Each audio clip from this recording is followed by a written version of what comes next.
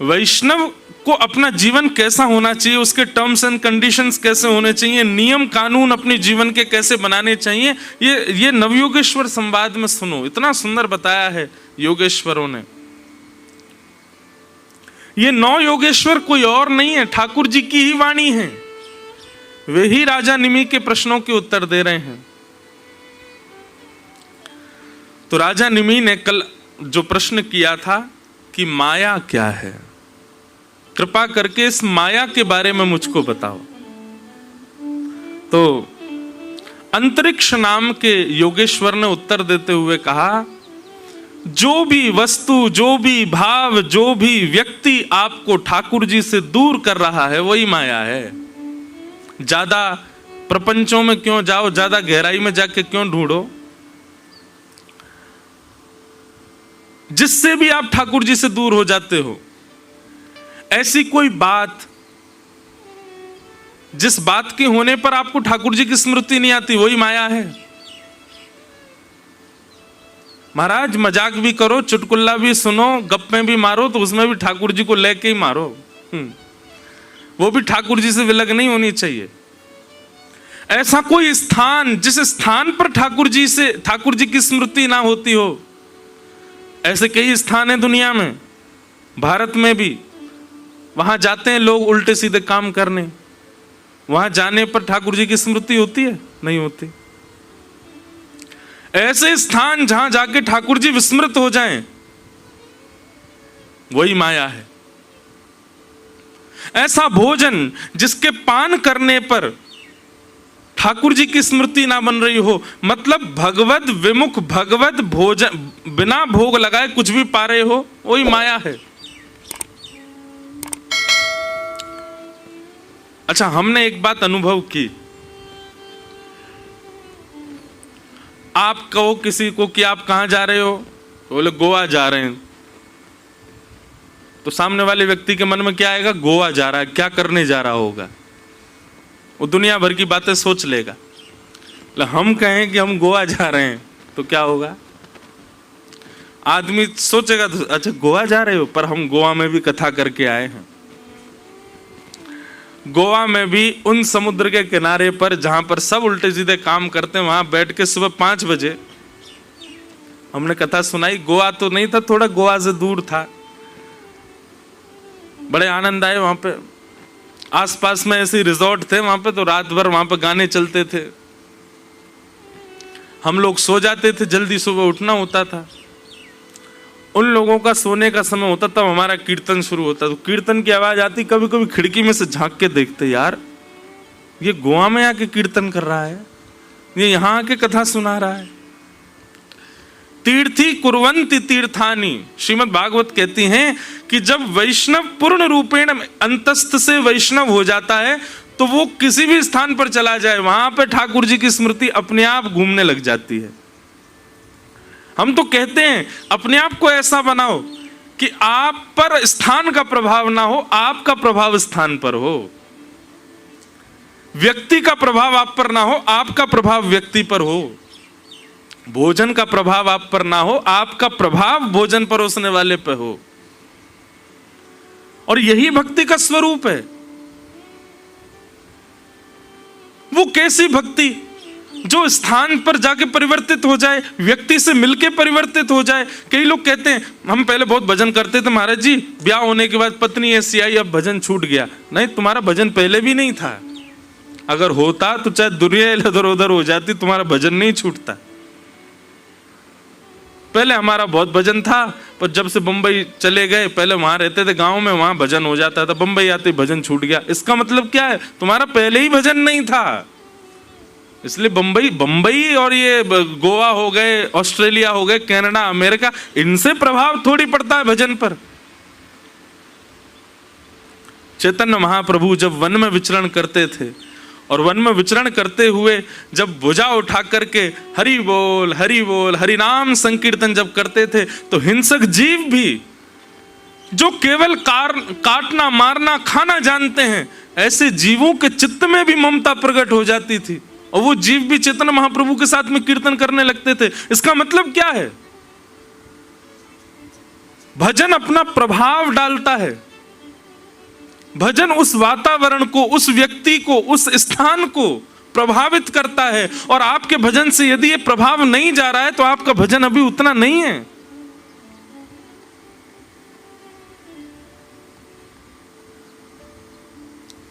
ये अनुभव करो। कंडीशंस और स्थिति के अनुसार यदि आपको बदलना पड़ रहा है तो आपके भजन में बल नहीं है। और बढ़ाओ और करो उसको। लेकिन कंडीशन, स्थिति, सिचुएशन आप पर, आपके आने पर बदल जाती है तो आपके भजन का यह प्रभाव।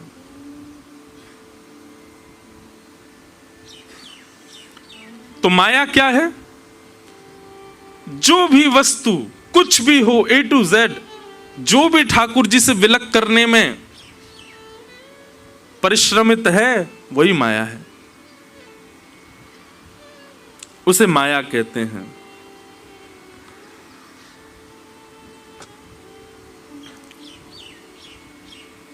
तब राजा निमि ने प्रश्न किया, यथैतामैश्वरीं मायां दुस्तराम कृतात्मभिः तरन्त्यञ्जन स्थूल धियो महर्षः इदमुच्यताम्। महाराज, ये माया तो बड़ी भयानक होती है। इस माया में फंसने वाला तो फिर कभी इस माया से नहीं बच पाता। कृपा करके नाथ, मुझ पर अनुग्रह करके जरा ये तो बताइए, इस माया से बचने का कोई साधन है, कोई तरीका है, कोई उपाय है? अच्छा, एक बात कभी कभी मन में विचार आती है, संसार में कितना भी बड़ा पाप हो, संसार में कितने भी गलत काम हो, संसार में कितने भी बंधन हो, पर ऐसा हो नहीं सकता कि सबसे मुक्त होने का कोई उपाय ना हो। ऐसी कोई क्रिया नहीं संसार में कि वो आपने कर दी और उससे आप बच ना सको, उससे मुक्त ना हो सको। शास्त्रों में सबका निदान बताया गया है। केवल एक अपराध से बचने का निदान नहीं है तो उससे भी बचने का निदान, पर उस अपराध से ठाकुर जी भी नहीं चाहते कि आप बचो। वो अपराध लगे तो ठाकुर जी को भी लगता है कि दंड मिलना चाहिए, और वो है वैष्णव अपराध। किसी भक्त का अपराध, किसी वैष्णव का अपराध। अच्छा, एक बात सुनिए, वैष्णव अपराध का मतलब एक भाव तो हम ये रखते हैं कि किसी अन्य वैष्णव को, किसी अन्य भक्त की भक्ति का मजाक उड़ाना या उससे गलत सलत बोलना या उसका अपमान कर देना, यह तो वैष्णव अपराध है ही। इसके साथ साथ एक वैष्णव अपराध और सुनो, वैष्णव वेश धारण करना, वैष्णव रूप में रहना, वैष्णव स्थिति में रहना, और उसके बाद भी वैष्णवों के नियमों का पालन ना करना, यह भी वैष्णव अपराध है। आपने स्वरूप धारण किया है, आपने कंठी धारण किया, आपने तिलक धारण किया है, आपने गुरु दीक्षा ली है, आपने नाम मंत्र लिया है, लेकिन उसके बाद भी आप विधि का पालन नहीं करते, तो यह भी वैष्णव अपराध है।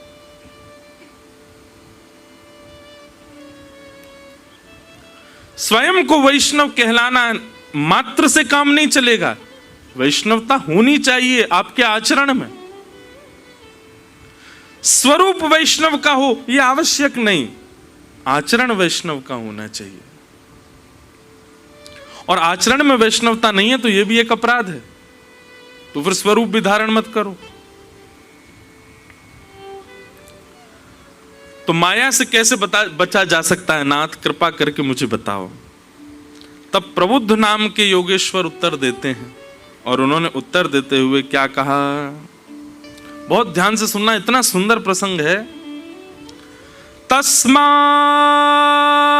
गुरुं प्रपद्येत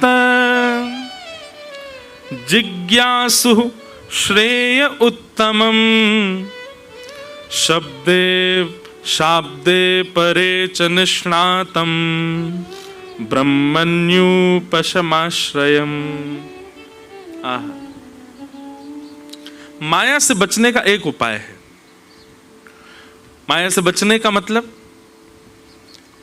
माया में रहते हुए भी माया आपके हृदय को प्रभावित नहीं करेगी। कब?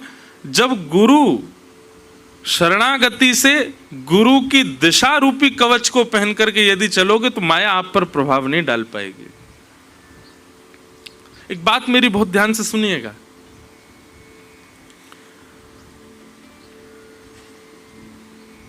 गुरु का गुरुत्व कैसा भी हो, आपके शिष्यत्व में बल होना चाहिए। और शिष्यत्व क्या है?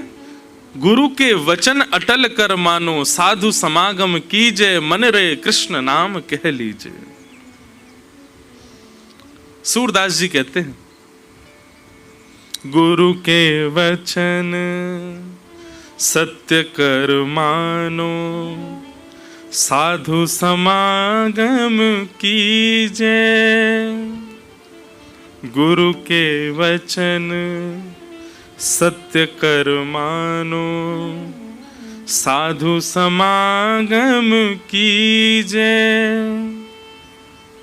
पढ़िए सुनिए भगति भागवत, पढ़िए सुनिए भगति भागवत, और कहा कछु कीजे, और कहा कछु कीजे। मन रे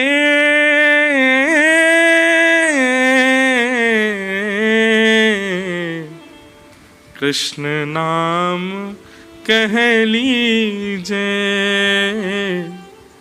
राम नाम कह लीजे। एक बार करके देखिए, जिसकी वाणी से कृष्ण प्रिय लगते हैं उसकी वाणी पर अटूट विश्वास करके देखिए, वो जो कहे उस पर नेत्र बंद करके चल के देखिए। बंधुओं, जब व्यक्ति गुरु आज्ञा पालन करने लगता है, गुरु के वचन के प्रति पूर्ण निष्ठा रखता है, ठाकुर जी की जिम्मेवारी बन जाती है उसकी रक्षा करना। फिर चाहे गुरु कैसा भी हो, उसकी आज्ञा का पालन करने का जो दृढ़ संकल्प अपने मन में लेता है, ठाकुर जी भी संकल्पित हो जाते हैं, इसकी रक्षा का दायित्व मेरा है। क्यों? इसने अपने गुरु पर विश्वास किया है।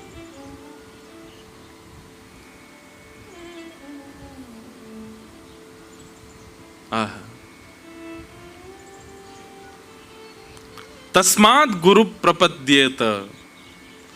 गुरु यदि जीवन में आ गए तो निश्चित है माया से आप बचे रहोगे। माया में रहते हुए भी माया का प्रभाव आपके ऊपर नहीं होगा। एक प्रकार से ये समझ लीजिए, गुरु कौन? बोले रेन कोट है, कितनी बरसा कर लो गीले नहीं होगे। हाँ, क्योंकि माया के बीच में ही हो तो थोड़ा बहुत तो प्रभाव होगा, थोड़े बहुत तो छींटे पड़ेंगे, नीचे से पैंट थोड़ा तो गीला होगा, कहीं कहीं से आपकी टी शर्ट पर भी थोड़ी बहुत बूंद तो पड़ जाएंगी, पर पूर्ण रूपेण माया की वर्षा में गीले नहीं हो पाओगे। गुरु कवच यदि साथ है, गुरु आज्ञा की पालन का संकल्प दृढ़ यदि चित्त में है, तो माया से बच सकते हैं। राजा निमि ने इसी प्रश्न में ही एक और प्रश्न किया, बहुत ध्यान से सुनिएगा। और वो प्रश्न क्या है? महाराज, गुरु की पहचान बताओ, गुरु कौन है? हम किसे अपना गुरु माने? प्रबुद्ध कहते हैं, राजा निमि, वैसे तो गुरु की कभी परीक्षा नहीं लेनी चाहिए। आप परीक्षण करके गुरु नहीं बना सकते, लेकिन फिर भी आपकी ये इच्छा है कि फिर भी हम कहीं पहचान तो करें कि गुरु कौन। तो गुरु के संबंध में तीन बातें बताई हैं, बहुत ध्यान से सुनिएगा। गुरु कौन? बोले शाब्दे परे च निष्णातम ब्रह्मण्युपशमाश्रयम्।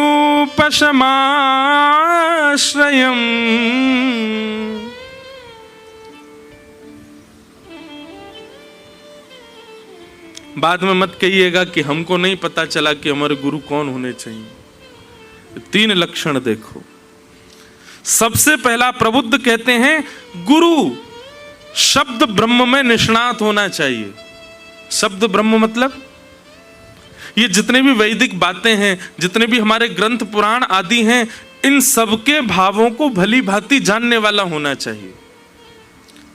शाब्दे च निष्णातम, उसकी शब्द ब्रह्म में निष्ठा होनी चाहिए। लेकिन इसमें प्रबुद्ध एक चीज कहते हैं, कई लोग होते हैं वो प्रवचन में बहुत अच्छे होते हैं पर पालन कुछ नहीं करते, अपने जीवन में नहीं करे, दूसरों को करवा देते हैं। एक प्रसंग मुझे इतना अच्छा लगता है, गिरिराज जी में एक व्यक्ति रहता था। वो क्या करता था, वो कभी श्रीनाथ जी के दर्शन नहीं करता था, केवल श्रीनाथ जी के स्वरूप श्रृंगार के बारे में किसी से सुन लेता था और सुन करके लोगों को प्रभावित करने के लिए एक पेड़ के नीचे बैठ करके ठाकुर जी के रूप का वर्णन करता। आज ठाकुर जी ने ऐसी नतबेसर पहनी है, ठाकुर जी ने ऐसे सुंदर हीरा अपने थोड़ी पे धारण किया है, आज ठाकुर जी ने मयूराकृत कुंडल धारण किए हैं, ऐसी सुंदर पाग पहनी है, फिरोजी श्रृंगार किया है, आहा लाल चुनरी डारी है ठाकुर जी ने, यहाँ पर कमल पंखड़ी ठाकुर जी ने धारण करी है। लोग बाग उसकी वार्ता सुनकर के बड़े रीझ जाते, वाह भाई कितना सुंदर वर्णन करता है ठाकुर जी का, और खुद कभी दर्शन नहीं करता था, केवल और केवल फैन फॉलोइंग के लिए। उस समय भी होती होगी फैन फॉलोइंग। अच्छा एक बात तो है, दो ही लोगों के लिए लोग मरते हैं ज्यादा, या तो धन या फिर फैन। या तो हमें धन बहुत मिल जाए या लोग बहुत मिल जाएं, दो की इच्छा सबसे बुरी है। जब आपको बहुत लोग पहचानने लग जाते हैं ना, कुछ समय तो बढ़िया लगता है, लेकिन कुछ समय के बाद नहीं लगती है कहाँ जाऊं मैं, अब क्या करूं मैं, अब मुझसे सहन नहीं हो रहा ये वो सुख नहीं देता। एकांत जितना सुख देता है उतनी भीड़ सुख नहीं देती है, बुरा नहीं मानिएगा। पर हमारी अकिंचन कथा जो पहले होती थी ना, उसका सुख मुझे आज भी याद आता है।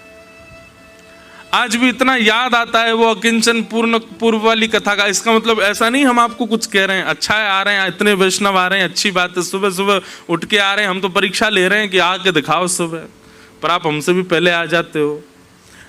कल रात में बारिश हुई, मैंने कि अब तो नहीं आएगा कोई, फिर भी आ गए।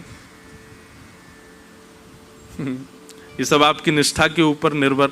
अच्छा फिर जिस दिन हम यहाँ आए, मैंने कि ये बढ़िया है, दूर है, ऋषिकेश से भीतर जाके है, यहां तो कोई पहुंच ही नहीं पाएगा, फिर भी आ गए आप। हमने कोई प्रचार नहीं करवाया, फिर भी आ गए आप।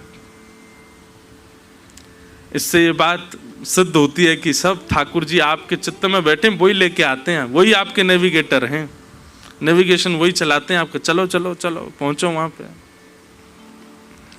पर हमको पूर्व वाली कथा बड़ी याद आती है। माइक ही नहीं होता था, एक छोटा सा माइक लगा रहता था यहाँ पे, और एक छोटे से स्पीकर में आवाज आती थी, वो भी 15 मिनट बाद बंद हो जाता था, फिर उसको दोबारा चालू करना पड़ता था। मतलब ऐसा नहीं कि हम पे कोई व्यवस्था नहीं, लेकिन जानबूझ के अव्यवस्थित कथा करते थे। यहाँ ऋषिकेश में ब्रह्मपुरी में कथा हुई, रज में बैठते थे गंगा जी के तट पर, कोविड का समय, कोई भीड़ ही नहीं, ना गाड़ियों की आवाज, ना बस की आवाज, कुछ नहीं। सुबह सुबह 5 लोग होते थे, 3:45 बजे बैठ जाते थे कथा में। और कथा जैसी होती महाराज, एक महात्मा जी थे यहाँ पे, तो अब आप लोगों में से जो लोग ऋषिकेश के हों उनको शायद पता होगा, जैसे नीचे जाते हैं तो गरुण चट्टी का जो पुल है गंगा जी का, वहां से छलांग मारते थे वो कथा में आने के लिए गंगा जी में, और छलांग मारते और महाराज तैरते तैरते कथा में आते गंगा जी में। मैंने उनका नाम रखा था स्पाइडरमैन बाबा वो छलांग मार ही नहीं सकता कोई, इतनी ऊंचा वो पुल है, वहां से छलांग मारते थे नीचे, और इतनी गहरी गंगा जी में वैसे हाथ पांव, बस उनका मुंह ही नहीं हिलता था, सीधे आ जाते थे कथा में। और वो आते तो जहां मेरी व्यासपीठ थी वहां बगल में इतना बड़ा पत्थर था कि वो मेरे सिर से भी ऊंचा, वही उनका आसन था, वहीं ऊपर आके बैठते उस पे पत्थर पे, और वहां ऊपर बैठ के कथा सुनने। मैंने बाबा व्यास के सिर पे बैठ के कथा सुनना है हो? बोले चुपचाप सुनाओ अल्लड़ बाबा और थे वो मैं जय हो। कथा के बाद भी सामने उनका आश्रम था, मतलब थोड़ी दूरी पे, वहां भी पैदल नहीं जाते थे, गंगा जी में कूद के, और फिर गंगा जी में तैरते भी नहीं थे वो, पता नहीं क्या चलते थे, बड़ी स्पीड में जाते थे। अद्भुत महात्मा। कथा में कभी बारिश हो जाती थी तो छतरी ले लेते थे।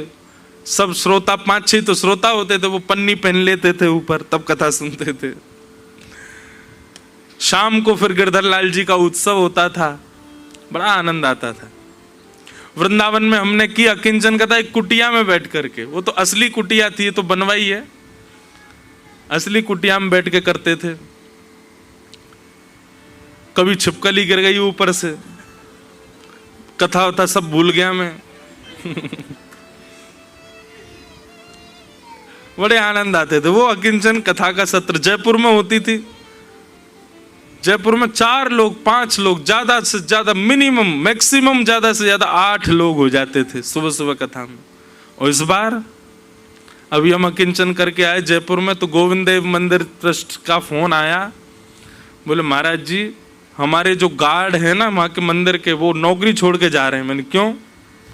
बोले 1 बजे से गेट पीटने लगते लोग, बोले हमको बैठाओ। अब वहां क्या था कि एक झरोका है, उसमें बैठ के हम कथा करते, दूर वालों को दिखते ही नहीं, आगे वालों को दिखते थे बस। तो आगे बैठने वालों की होड़ 1 बजे से पहुंच जाते लोग, उतनी भीड़ वहां होती। अब इसका एक अच्छा भाव तो ये लगता है कि देखो कथा जिस उद्देश्य से कर रहे हैं वो उद्देश्य सफल हो रहा है। युवा इतने कथा में आते हैं, अच्छा लगता है, इतनी संख्या में लोग आते हैं। सुबह सुबह का भी विचार नहीं करते, ये वो समय पर कथा होती है जिस समय सबसे बढ़िया नींद आती है, उस समय आप छोड़ छाड़ के आते हो। लेकिन फिर स्मृति आती है कि जब कोई नहीं था तब की कथा का सुख भी कितना अच्छा था। तो कई बार बहुत लोगों का पहचान जाना ये सुख नहीं देता, बहुत धनवान हो जाना सुख नहीं देता। व्यक्ति जब निर्धन है तो यह सोचता है कि मैं धनवान हो जाऊं तो सुखी होऊंगा, और धनवान होने के बाद में वो याद करता है कि जब मैं निर्धन था तो कितना अच्छा था। ऐसा स्वरूप होता है। तो गिरिराज जी में एक वैष्णव रहता था, वो कभी दर्शन नहीं करता था, केवल किसी से सुन करके और उसमें थोड़ा बढ़िया सुंदर शब्दावलियों का प्रयोग करके प्रवचन में सुनाता था। आज श्री जी बाबा ऐसे लग रहे हैं, हाँ हाँ श्रीनाथ जी का स्वरूप ऐसा, और सुनने वाले लोग तो बड़े प्रभावित हो जाते उससे। एक दिन सूरदास जी निकल रहे थे वहां से, और सूरदास जी ने जैसे ही उसके वचन सुने तो सूरदास जी तो देखो संत और वैष्णवों में परखने की एक क्षमता आ जाती है। वो परखे ना, वो बात उनकी है, पर उनको पता चल जाता है कि सही गलत क्या है। शब्दों से ही सूरदास जी को पता लग गया कि ये इसने स्वयं ने तो दर्शन किए नहीं है, केवल दूसरे से सुन के प्रवचन कर रहा है। जैसी सारी भीड़ उठ करके गई, सूरदास जी उसके पास पहुंच गए। सूरदास जी बोले भैया तुमने बड़ा सुंदर वर्णन किया ठाकुर जी के रूप का। हाँ हाँ हाँ हाँ जय हो। बोले लेकिन मैं जानता हूं ये तुम दर्शन करके नहीं आए हो, किसी से सुन के तुमने बोला है। अब जैसी चोरी पकड़ी गई घबरा गया। आप कैसे बोल सकते हैं, आप ऐसा कैसे? बोले मुझसे लड़ो नहीं, मैं जब जानता हूं तुमने दर्शन नहीं किया ठाकुर जी का, केवल लाग लपेट बना बना करके बोलते हो लोगों को रिझाने के लिए। चलो मेरे साथ दर्शन करने चलो। अच्छा कल चलूंगा। दूसरे दिन सूरदास जी फिर आ गए तो बोला परसों चलूंगा। फिर सूरदास जी आ गए। सूरदास जी तो रोज ही वहीं धरना दे के बैठ गए। बोले तू जब तक नहीं चलेगा मैं उठूंगा ही नहीं यहां से, मेरे संग चल। सूरदास जी हाथ पकड़ करके ले गए। इतना सुंदर भाव लगता है। जैसे ही मंदिर में प्रवेश किया, श्री जी बाबा से कहा, बोले हे ठाकुर जी ये बालक आपका यश गाता है पर आपका दर्शन नहीं करता। आपका यश आपकी प्रसन्नता के लिए नहीं गाता है, दूसरों को प्रसन्न करने के लिए गाता है। आपका कभी दर्शन भी नहीं करता। कृपा करके इसके सारे दोषों को आप नजरअंदाज करते हुए आप इसको दर्शन दीजिएगा नाथ। सूरदास जी तो ऐसा कह ही रहे थे, अंदर से मंदिर के गर्भगृह से ठाकुर जी बोल पड़े, अरे अरे सूरदास जी की जय हो। अरे सूरदास जी, मैं तो बहुत दिनाते तड़प रहो या को दर्शन करवे के काजे, आपने बड़ी कृपा करी जो आप या को लेकर के आ गए। मैं तो बहुत दिना से या के दर्शन के काजे व्याकुल है रहे हो। सूरदास जी बोले, मुझे तो चिंता ये थी कि ठाकुर जी कहीं नाराज नहीं हो जाए, पर ये ठाकुर जी तो खुद उतावले बैठे इससे मिलने के लिए। सूरदास जी बोले, जय जय, आप काई को इतने उतावले हरैया से मिलवे के काजे, आपके चित्त में इतनी व्याकुलता क्यों हो रही है इससे मिलने के लिए? ठाकुर जी इतना सुंदर उत्तर देते हैं। ठाकुर जी कहते हैं, सूरदास, जा दिन तेरी दृष्टि या पर पड़ी और तेरे मन में ये भाव आ गयो कि मैं याकू पकड़ के मंदिर ले जाऊंगा, मैं वही दिना से व्याकुल है गयो कि मैं भी तो मिलूं। ऐसा कौन है जाकू सूरदास पकड़ के मेरे पास लेके आ रहा है? जा दिन तेने मन मना लियो कि मैं याकू लेके जाऊंगा, वही दिना से मैं व्याकुल हतो या से मिलवे के काजे। देखा, कभी कभी लगता ठाकुर जी का स्वभाव कैसा है। उस व्यक्ति में कोई गुण नहीं है, उसके किसी गुण से नहीं रीझे, बस ठाकुर जी जिससे प्रेम करते हैं वो किसी पर रीझ गया तो ठाकुर जी को भी वो प्रिय लगने लग जाता है। सूरदास, ये तुमको भागे हो, तुम्हारे मन को भागे हो, भले ही क्रोध के रूप में भायो हो, लेकिन भा तो गयो, तुम्हारे मन में ये आई तो कि मैं यहाँ को पकड़ के लेके जाऊंगा मंदिर। जा दिन तुम्हारे मन में ये भाव आयो, वही दिना से मैं यहाँ की प्रतीक्षा कर रहे हूं। तस्माद गुरुम प्रपद्येत। आप भले ही कितने भी अयोग्य हो, लेकिन गुरु आप पर रीझ जाए और गुरु ये गांठ बांध ले कि मुझे इसका कल्याण करना है, ठाकुर जी को आपसे मिलना पड़ेगा। ठाकुर जी पे और कोई चारा नहीं है। इसीलिए प्रबुद्ध कह रहे हैं कि माया से बचने का एक ही उपाय है। बोले क्या? गुरु की शरणागति। पर उस गुरु का गुण कैसा हो? तो कहते हैं गुरु में सबसे पहला भाव शाब्दे च निष्णातम, शब्द में प्रबल हो। अच्छा, शाब्दे च निष्णातम के दो अर्थ हैं, बहुत ध्यान से सुनना। शाब्दे च निष्णातम का एक अर्थ तो यह है कि गुरु जो है वो ज्ञानी होना चाहिए, उसको सब चीज की नॉलेज होनी चाहिए। एक बात तो ये, और दूसरी बात क्या है? शाब्दे च निष्णातम मतलब गुरु कैसा होना चाहिए? वो भले ही ज्ञानी ना हो, लेकिन जो बोले वो स्वयं भी इंप्लीमेंट करे अपनी लाइफ में, ऐसा गुरु तो होना चाहिए। वो कथा में बताता हूं ना, एक बालक को मैया ले गई, गुरुजी से जाके बोली, आप जिससे जो कह दे तो वो हो जाता है, इसको बोल दो ये चीनी छोड़ दे। गुरुजी बोले 2 महीना बाद लेके आना। 2 महीना बाद लेके गई बालक को, तो गुरुजी ने देख करके कह दिया, लाला चीनी छोड़ दो। जी गुरुजी। मैया बोली 2 महीना काहे को लगाया आपने? 2 महीना पहले ही बोल देते, 2 शब्द ही तो बोलने थे, चीनी छोड़ दो। गुरुजी बोले 2 महीना पहले मैं भी चीनी खाता था, पहले मैंने छोड़ी है और मैंने छोड़ने के बाद इसको कहा है कि तू भी छोड़ दे। अगर मैं नहीं छोड़ता तो मेरी वाणी का प्रभाव इस पर नहीं होता। इसको कहते हैं शाब्दे च निष्णातम।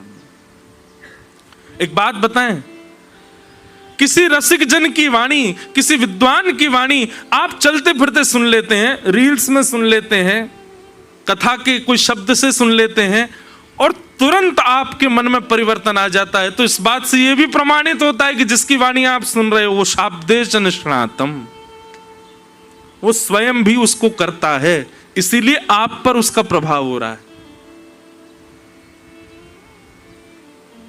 स्वामी विवेकानंद वो जब आए पृथ्वी पर, उनके जब उनका आगे बढ़ने लगे रामकृष्ण परमहंस जी की कृपा से, वो जो बोलते थे हजारों की तादाद में बैठे हुए लोग अंग्रेज तक उसका पालन करते थे। क्यों? क्योंकि शाब्दे च निष्णातम, वो स्वयं भी उस शब्द में निष्णात है। अच्छा, इसमें भी 2 बातें आती हैं। कई लोगों का बोलना प्रभावित करता है, पर कुछ ही दिन का प्रभाव रहता है। कुछ दिन के बाद वो प्रभाव खत्म जैसा हो जाता है। इसका मतलब क्या है कि जिनकी वाणी आप सुन रहे थे वो अपने शाब्देच निष्णातम वाली स्थिति से वो भी गिर गए। वो जो बोलते थे दुनिया करती थी, लेकिन एक दिन उन्होंने ही करना छोड़ दिया, तो एक दिन ऐसा आएगा कि उनकी वाणी प्रभाव डालना बंद कर देगी। लेकिन कांस्टेंट जिसकी वाणी का प्रभाव बना रहे, किसका है बताओ कांस्टेंट? गोस्वामी तुलसीदास जी महाराज। इतने वर्ष हो गए, आज भी गोस्वामी जी की वाणी पढ़ो, हृदय आनंदित हो जाता है।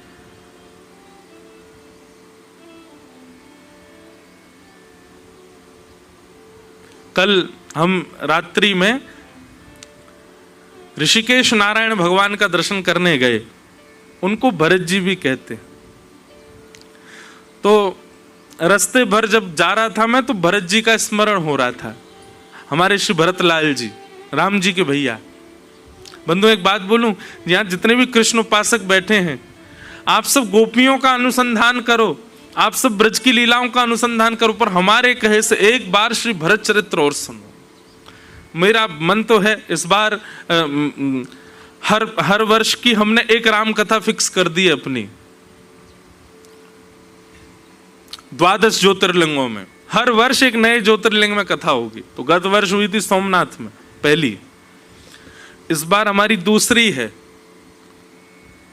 23 या 24 दिसंबर से है, 24 दिसंबर से है रामेश्वरम में भरत चरित्र। हर वर्ष, तो पहले जब हुई थी सोमनाथ में, तो वहां हमने हर दिन एक चरित्र कहा था। एक दिन सीता जी का, एक दिन हनुमान जी का, एक दिन लक्ष्मण जी का, एक दिन भरत जी का। पर अब रामेश्वरम में कथा है, तो अभी मेरा मन अभी ऐसा हुआ कि इस बार भरत चरित्र वहां कहेंगे 9 दिन तक। अद्भुत है भरत जी की भक्ति।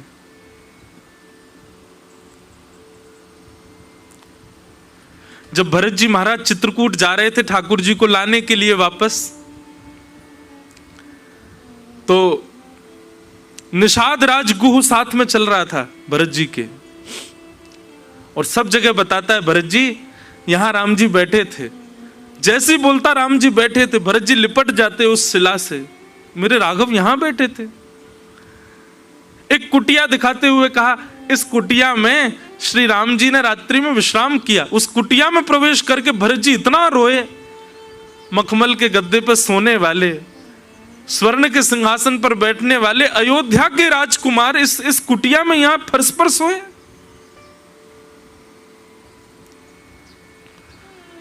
सब जगह विचरण करते करते जब श्री भरत जी महाराज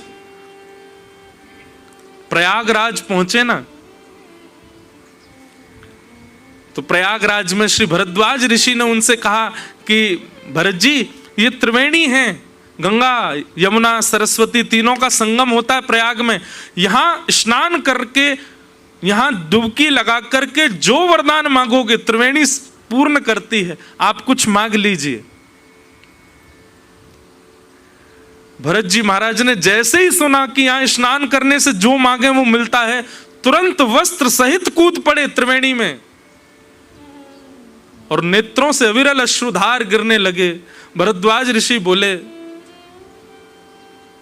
आपकी क्या इच्छा है, क्या मनोकामना है? तब भरत जी कहते हैं कि धर्म नार्थ न काम रुचि, गति न चहूं निर्वाण, जन्म जन्म मति राम पद, यह वरदान नाम। हे भरद्वाज जी, मुझे धर्म नहीं चाहिए, मुझे गति नहीं चाहिए, मुझे स्वर्ग भी नहीं चाहिए, मुझे वैकुंठ भी नहीं चाहिए। मुझे केवल एक वरदान चाहिए, क्या? जन्म जन्म रति राम पद। हर बार मेरा जन्म हो और हर बार मैं राम जी के चरणों के आसपास ही कहीं जन्म लूं, बस और कुछ नहीं चाहिए। मेरी रति, रति का मतलब होता है भयंकर आसक्ति, बस वो भक्ति में हो जाता है। आसक्ति ही भक्ति में परिवर्तित हो जाए तो वो रति हो जाती है।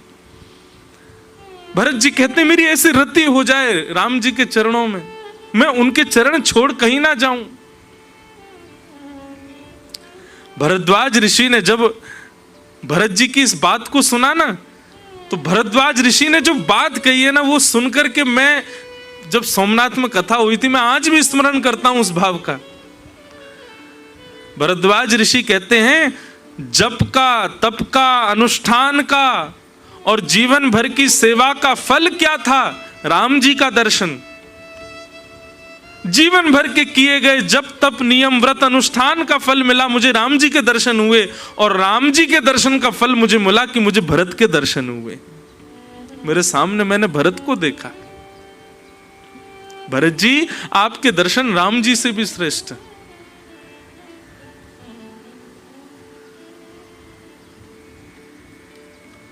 शाब्दे च निष्णातम, गुरु कैसा होना चाहिए? जो शब्द ब्रह्म का ज्ञान रखता हो, और दूसरी बात, जो प्रवचन में कहता हो कम से कम स्वयं भी उसका अपने जीवन में आचरण करता हो। कई बार ऐसा बंधुओं, अपना अनुभव बता रहा हूं मैं, कई बार ऐसी बात निकल आती है कथा में जो मैं भी नहीं करता अपने जीवन में,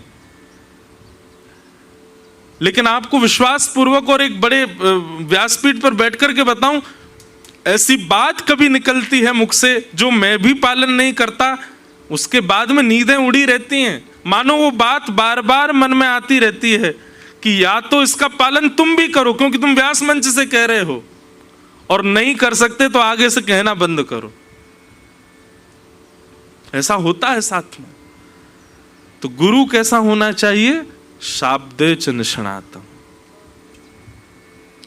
तभी वो माया से बचा पाएगा आपको। और गुरु में दूसरा लक्षण क्या होना चाहिए? तो कह रहे हैं परे च निष्णातम। परे च निष्णातम मतलब पर ब्रह्म की सेवा में निष्णात हो। केवल और केवल कथा कहना जानता हो, केवल और केवल ग्रंथ आदि पढ़ करके प्रवचन करना जानता हो, इसी में काम नहीं चलेगा। ठाकुर जी की सेवा भी जानता हो, ठाकुर जी का सुंदर श्रृंगार कैसे हो, ठाकुर जी के सुंदर भाव कैसे हो, ठाकुर जी का भोग कैसे बने, ठाकुर जी को सुख कैसे मिले, ठाकुर जी की सेवा में भी निष्णात हो। मतलब शब्द ब्रह्म में भी निष्णात और परब्रह्म में भी निष्णात हो। ये दोनों गुण उसके अंदर होने चाहिए। और तीसरा लक्षण क्या है? माया से बचाने वाले गुरु का।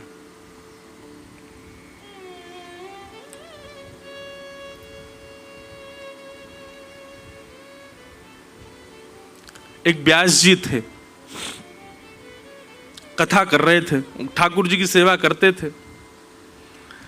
तो कथा में कथा बोलते बोलते उन्होंने कहा, मैया ने ठाकुर जी को ऊखल से बांध दिया और श्री लाल जी ऊखल में बंध गए,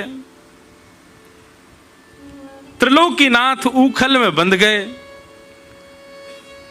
ऊखल में बंध गए, ऊखल बंधन लीला कहते कहते उन्होंने समय पर दृष्टि डाली होगी, तो समय पूर्ण हो गया। बोले अब ठाकुर जी को आज बंधे रहने दो, आगे की कथा कल करेंगे। कथा पूरी करके चले गए। अपने ठाकुर जी की सेवा आदि करके उनको शयन करा दिया, स्वयं प्रसाद पाके शयन कर गए। रात्रि में चोर आ गए, घर में आके सब लूट गए, केवल व्यास जी को छोड़ गए और गोपाल जी को छोड़ गए। सब ले गए, गोपाल जी का सिंहासन भी ले गए। सुबह व्यास जी जब उठे, पूरे घर को देखा, महाराज सब लुट गया, सब चोरी हो गया।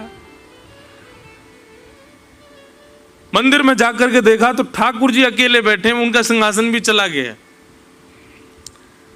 व्यास जी बहुत रोए, गला फाड़ फाड़ के आपकी कथा सुनाता हूं, 3-3, 4-4 घंटा बिना पानी पिए आपका यश गाता हूं।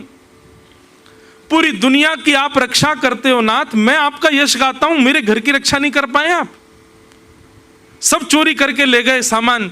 वैसे तो पूतना को मारने के लिए 6 दिन की आयु में आपके हाथों में जान आ जाती है, और यहां पे इतने वर्षों से मैं सेवा कर रहा हूं, मेरे घर की रक्षा नहीं हुई आपसे। ठाकुर जी प्रकट हो गए, बोल पड़े, बोले चुप, बिल्कुल, हमको क्यों डांट रहे हो? बोले नहीं डांटूं, इतना यश गाया, कम से कम बदले में हमारी रक्षा ही कर देते। ठाकुर जी बोले कथा करते करते हमको उखल में बांध दिया, और उखल में बांध के बोले समय पूरा हो गया, चलो अब कल कथा सुनाएंगे। चोर तो 4 दिन से पहरा लगा रहे थे, 3 बार प्रयास किया, तीनों बार चोरी नहीं कर पाए। कली क्यों चोरी हो पाई? कलम उखल में बंधे हुए थे। हम तो चाह रहे थे कि ये ले लेके भाग रहे, हमारा सिंहासन भी ले जा रहे हैं, इनका हाथ तो पकड़े, पर क्या करें, तुमने हमको उखल में बांध रखा था। व्यास जी के नेत्र सजल हो गए। इसका मतलब मैं जो कहता हूं ठाकुर जी उस लीला को पालन करते।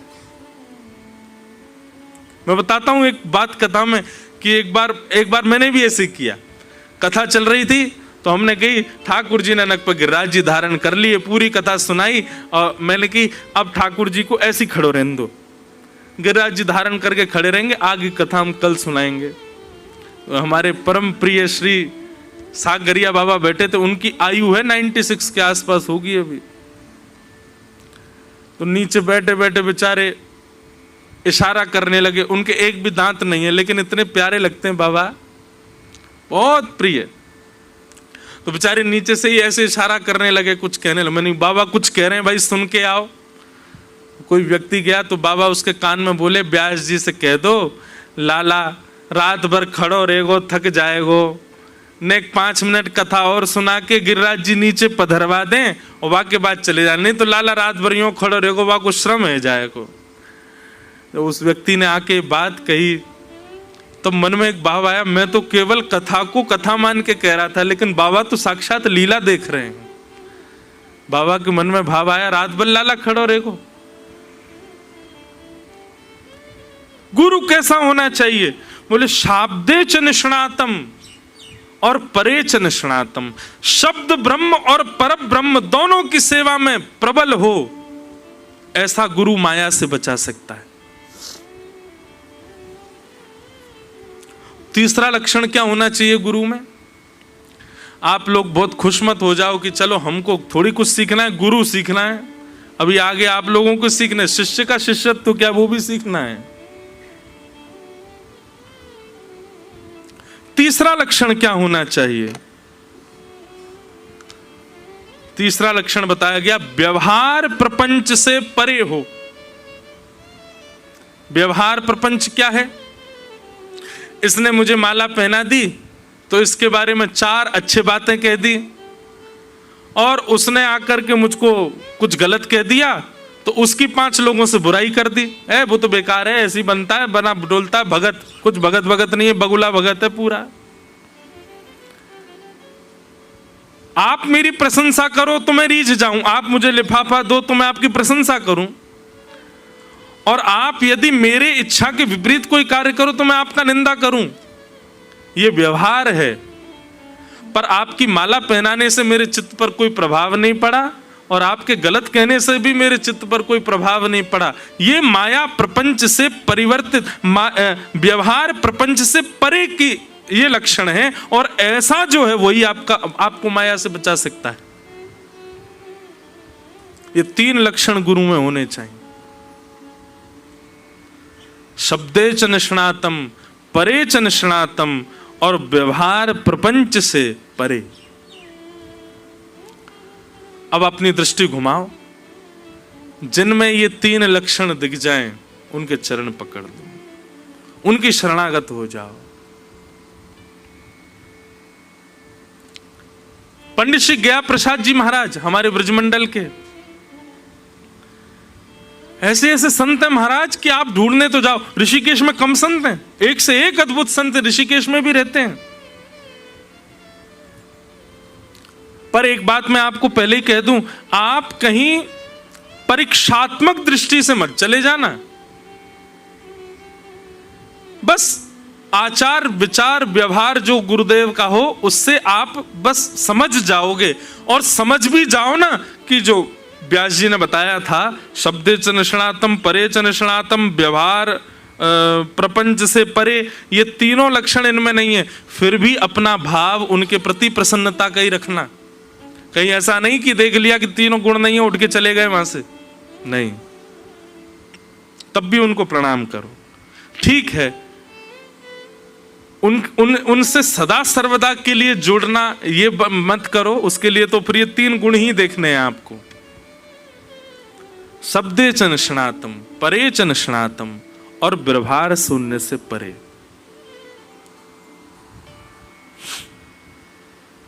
ये 3 गुण जिसमें हो, प्रबुद्ध कहते हैं तस्मात् गुरुम प्रपद्येत, वो गुरु आपको माया से बचाएगा। उस गुरु की कृपा से माया से परे हो जाओगे आप।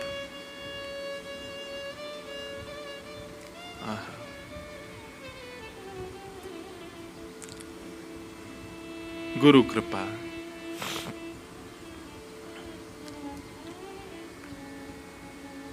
एक बहुत सुंदर भाव। अच्छा एक बात बताएं, महादेव हमारे गुरु भी हैं। हमने राम कथा का गुरु इन्हीं को ही माना है, क्योंकि सोमनाथ में कथा शुरू हुई और क्योंकि राम कथा के गायक महादेव हैं, इसलिए महादेव हमारे गुरु भी हैं। और महादेव में 3 गुण हैं। शब्दे च निष्णातम, परे च निष्णातम, शब्द ब्रह्म में भी निष्णात हैं और पर ब्रह्म की सेवा में भी निष्णात हैं। और तीसरा, इनसे बढ़िया व्यवहार प्रपंच से शून्य कोई नहीं है। दूध चढ़ा दो तो भी प्रसन्न, दही चढ़ा दो तो भी खुश, लोटा पानी चढ़ा दो तो भी खुश, सिंथेटिक दूध चढ़ा दो तो भी खुश, धतूरा चढ़ा दो तो भी खुश, विजया चढ़ा दो तो भी खुश, विष चढ़ा दो तो भी खुश। ऐसे केवल महादेव ही हैं। उनको व्यवहार प्रपंच से कोई लेना देना नहीं कि आप सोने का छत्र ही चढ़ाओ, आप ऐसी वस्तु ही चढ़ाओ। हमारे पूज्य पिताजी महाराज एक प्रसंग सुनाते हैं कि एक बार एक व्यक्ति ने, महाराष्ट्र की प्रसिद्ध कथा है, महादेव के मंदिर में सुंदर स्वर्ण का घंटा देखा लटका हुआ। उसने कहा यही चोरी करना है।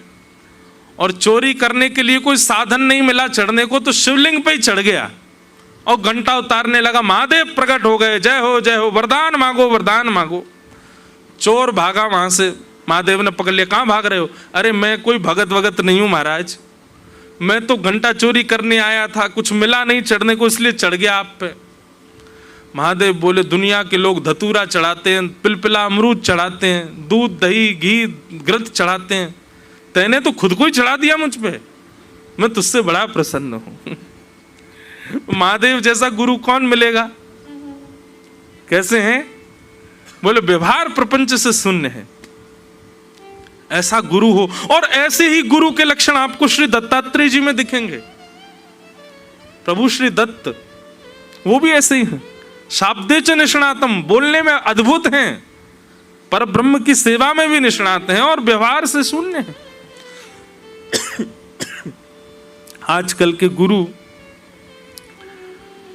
शब्द ब्रह्म में निष्णात हो जाते हैं, प्रवचन बढ़िया करते हैं, पर ब्रह्म की सेवा भी सीख ली थोड़ी बहुत, पर ये तीसरा वाला तो दिख ही जाता है कि इसमें सब लोग निपुण नहीं हो पाते। व्यवहार से तो सबको सुख मिलता है, व्यवहार में तो सबको रहना अच्छा लगता है, पर इस व्यवहार से भी कोई प्रभावित ना होता हो, वही गुरु हमको माया से बचाएगा।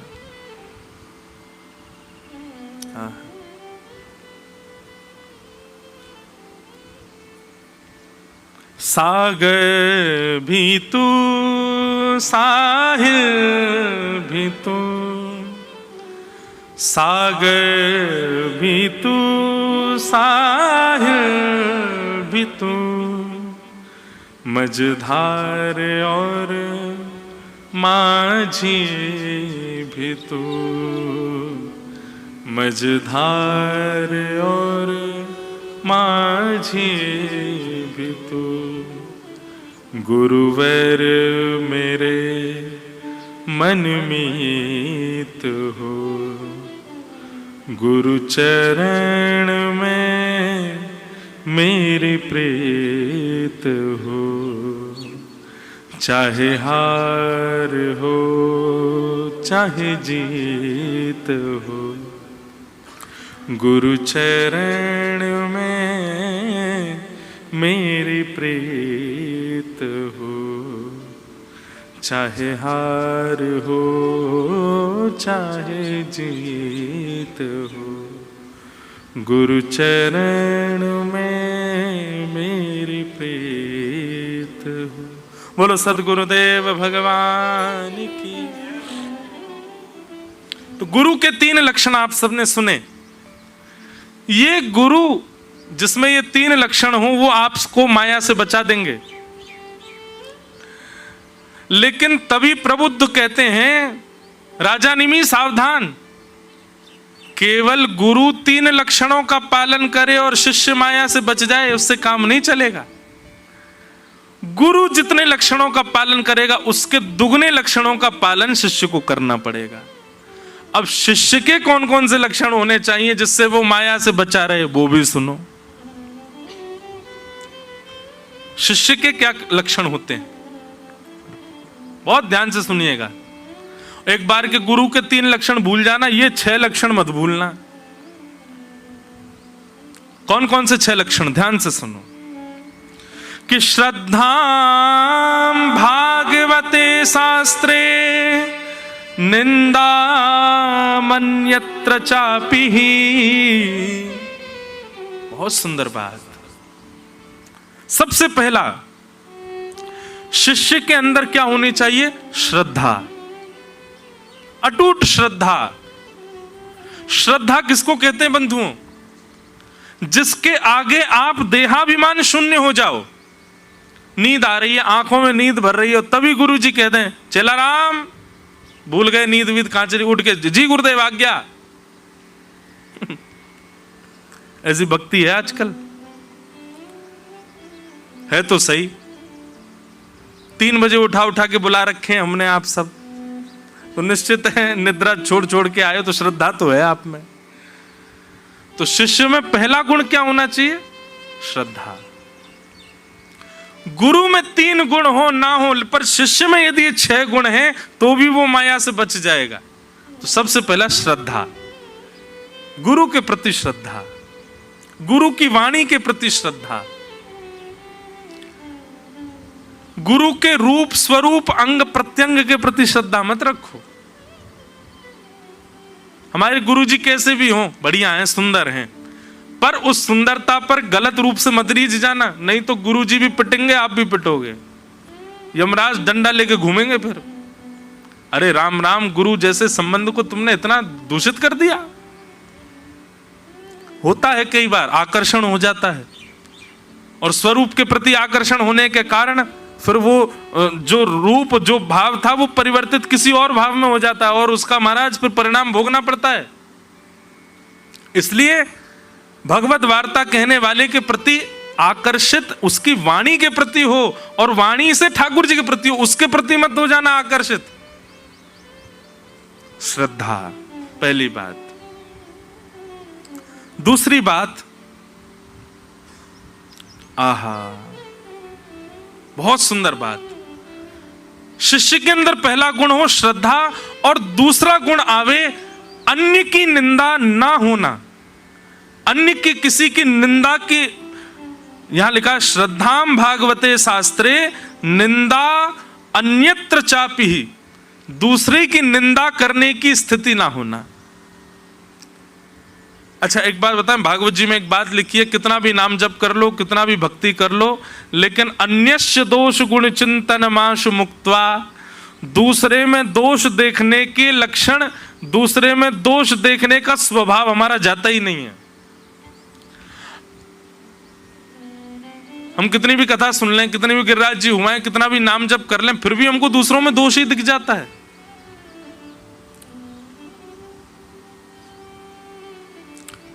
देव में और राक्षस में अंतर क्या है? देव कौन? जो अत्यंत गुणहीन में भी गुण देख ले, वो देव है। और राक्षस कौन? जो भगवान में भी दुर्गुण देख ले, वो राक्षस है।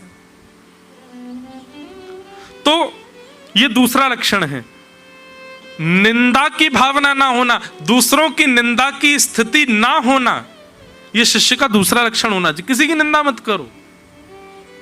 कई लोग आते हैं मिलने के लिए, महाराज जी एक बात कहनी थी, मैंने कहा कहो। हम कान पकड़ के पहले क्षमा मांग लेते हैं, क्या फायदा? क्षमा मांग करके कह रहे हो तुम डंडा मारेंगे हम, एक डंडा खा लो, हमने सॉरी बोल दिया ना पहले। ये कोई बात है? आप अपने बालों पे हाथ बहुत फेरते हो, पहले सॉरी बोल देंगे, महाराज जी सॉरी।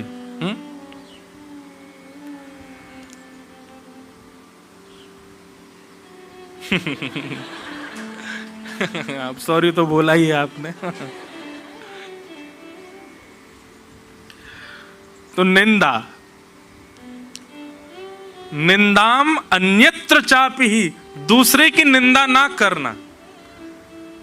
कई बार ऐसा होता है वैष्णव साथ में रहते हैं तो अपना भजन भाव, अपने नियम, अपने कानून, उसके बाद में फिर दूसरे वाला वैष्णव जो होता है, अच्छा तुम ऐसे नहीं करते, ओ हमारे गुरुजी तो ऐसा ऐसा बोलते थे, वैसे अच्छा नहीं है, ऐसे निकलना चाहिए, इससे अपराध लगता है। और फिर चलो उससे तो बोले बोले फिर 4 लोगों से, वो है ना आया जो वृंदावन से, ऐसे ही है वो, कुछ नहीं उसका नाम जब ऐसा ही है, वो तिलक ऐसी लगा लेता है। अरे वो उस दिन सुबह सुबह एकादशी के दिन चाय पी रहा था, मैंने कहा चाय नहीं पीते, बोले चाय में अन्न थोड़ा ही है, ऐसे बोल रहा था। ये दूसरे की निंदा नहीं होनी चाहिए।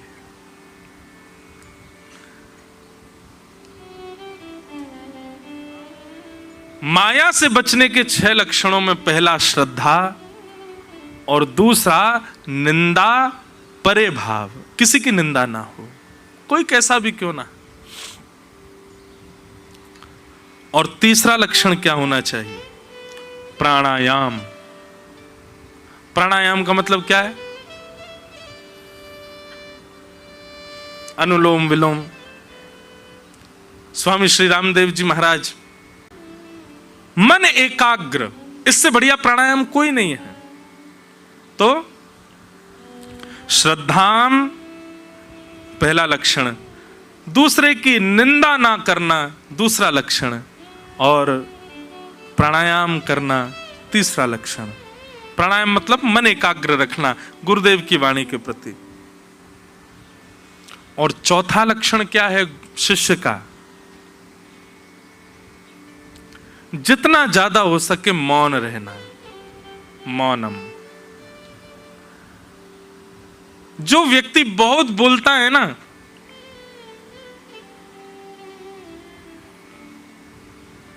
कहीं ना कहीं भगवत प्राप्ति में उसकी बाधा रहती है, क्योंकि बहुत बोलने वाले व्यक्ति की जीव में 2 दुर्गुण आ जाते हैं।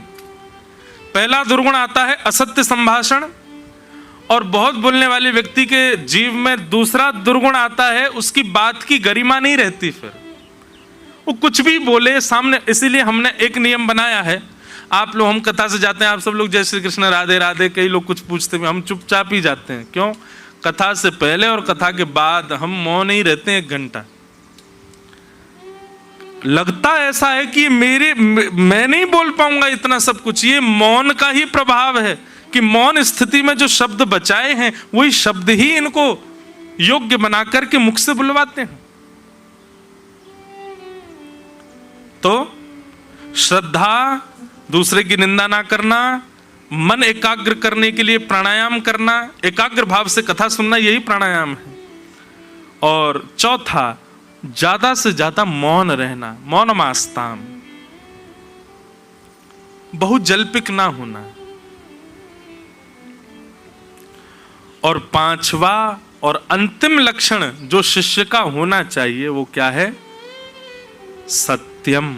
जितना ज्यादा हो सके सत्य बोले, असत्य का आचरण कम करे। कितना भी विषम परिस्थिति, कितनी भी भयानक स्थिति क्यों ना बन जाए, आप प्रयास ज्यादा से ज्यादा यही करो कि आप सत्य बोलो। पर हमारे ठाकुर जी की तरह सत्य मत बोलना। मैया मैं नहीं माखन खायो, बलराम जी ने आके मैया जय ने खायो, अरे लाला झूठ बोला, बोले मैया मैंने तो कही, मैंने ही माखन खायो। गोपी गीत में एक जगह वो रास पंचाध्याय में प्रसंग आता है कि जब गोपियां आधी रात में अपना सब घर बार छोड़ करके ठाकुर जी के साथ रास विहार करने के लिए आई, तो वहां ठाकुर जी उनसे क्या कहते हैं? प्रतियात ब्रजम नेह स्थेयम स्थिभि सुमध्यमा। ठाकुर जी कहते हैं गोपियों, अरे इतनी अर्धरात्रि हो गई है, तुम सब अपने घर बार छोड़ छोड़ करके यहां आ गई हो, चलो चलो जाओ, अपने अपने घर को लौट जाओ, यहां मत रुको अर्धरात्रि में, इतने घने जंगल में यहां रुकने का तुम्हारा औचित्य नहीं है, लौट करके अपने घर चले जाओ। अगर इस बात का सीधा सीधा अर्थ करें तो ठाकुर जी कह रहे हैं यहां पर रुको मत, तुम सब अपने घर चले जाओ। लेकिन इसी को यदि आप किसी गुरुवाणी से सुनेंगे तो गुरुवाणी में क्या आ रहा है? ब्रजम प्रति न यात इहम स्थेय, तुम सब लौट करके अपने घर मत जाओ, यहीं रुकी रहो, मैं बात बना रहा हूं, बार बार कहूंगा कि लौट जाओ, पर तुम जाना नहीं, यहीं रुक जाओ। ये ठाकुर जी का सत्य है, ठाकुर जी ऐसे बोलते हैं। अब कोई वैयाकरणी होगा, कोई ज्ञानी होगा, कोई गुरु कृपा का अनुरागी होगा, वही ठाकुर जी की बात समझ पाएगा, हर कोई नहीं समझ सकता।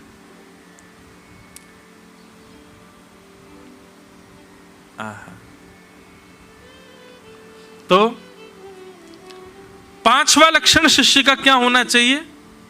सत्य, श्रद्धाम, निंदा ना करना, प्राणायाम यानी कि एकाग्र भाव से सत्संग श्रवण करना, मौन रहना और सत्य का आचरण करना। प्रबुद्ध कहते हैं यदि गुरु में 3 लक्षण ना हो लेकिन शिष्य में यदि ये 6 लक्षण हैं तो भी वो माया से बच जाएगा, तो भी वो माया से परे रहेगा, माया उसका स्पर्श नहीं कर पाएगी, माया से उसकी स्थिति बची रहेगी। आहा, इति भागवतान धर्मान शिक्षण भक्त्या तदुत्यथा नारायण परो माया अंजस्तरति दुस्तरा।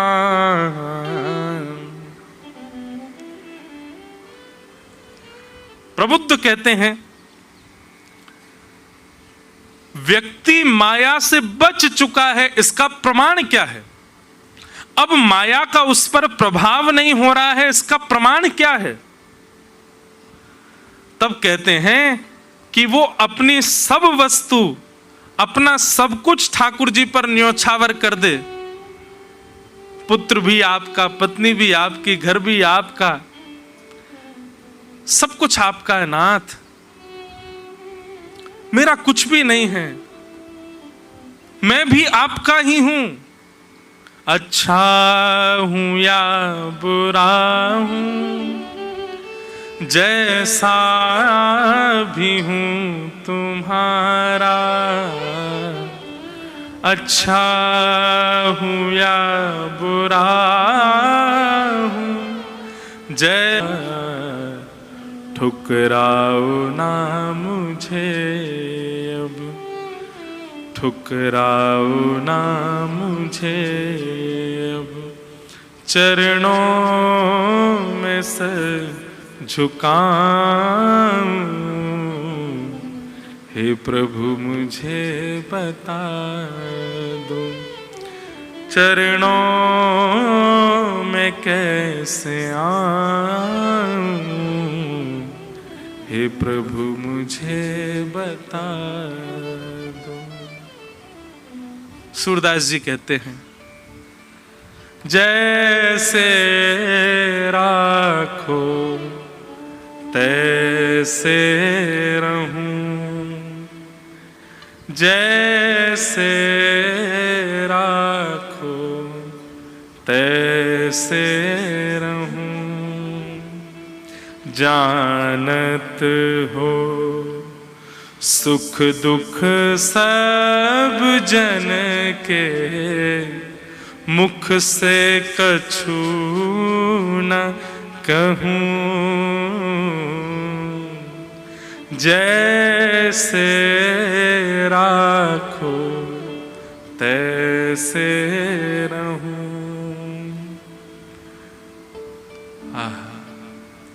ऐसी स्थिति जब हो जाए तो समझ जाओ अब आप माया से परे हो।